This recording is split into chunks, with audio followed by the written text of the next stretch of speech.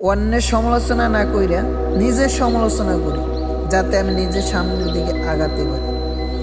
নিজের সমালোচনা করি, নিজের দোষটা কোথায় আছে এইটা খুঁজি, দেখবেন আপনি একদিন একটা সফল হয়ে যাবেন। কারণ নিজের যেই সমস্যাটা নিজে খুঁজে পাইতে আছেন, নিজের সমালোচনা নিজে করতে আছেন, দেখবেন একদিন মানে দিন শেষে আপনার সমালোচনা আপনি নিজে করেন, নিজেকে আপনি নিজে চিনুন, বা আপনার নিজের ভিতরে কোন দুর্বলতা আছে এটা খুঁজুন।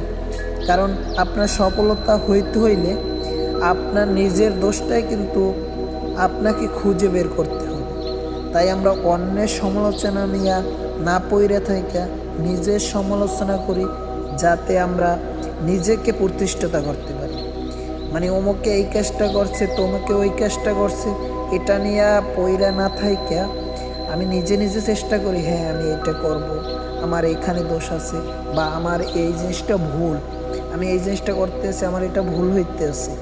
যখন আপনি নিজেকে নিয়ে রিসার্চ করবেন, নিজেকে চিনতে যাবেন বা নিজেকে জানতে যাবেন, তখনই কিন্তু আপনি আপনার ভুলটা সংশোধন করতে পারবেন এবং আপনি সামনের দিকে আগাইতে পারবেন। তাই নিজেকে চেনা কিন্তু পৃথিবীর সবচাইতে কঠিন কাজ হচ্ছে নিজেকে চেনা। আর পৃথিবীর ভিতর সবচাইতে সহজ কাজ হচ্ছে অন্যের সমালোচনা করা, যেটা আমরা করতেছি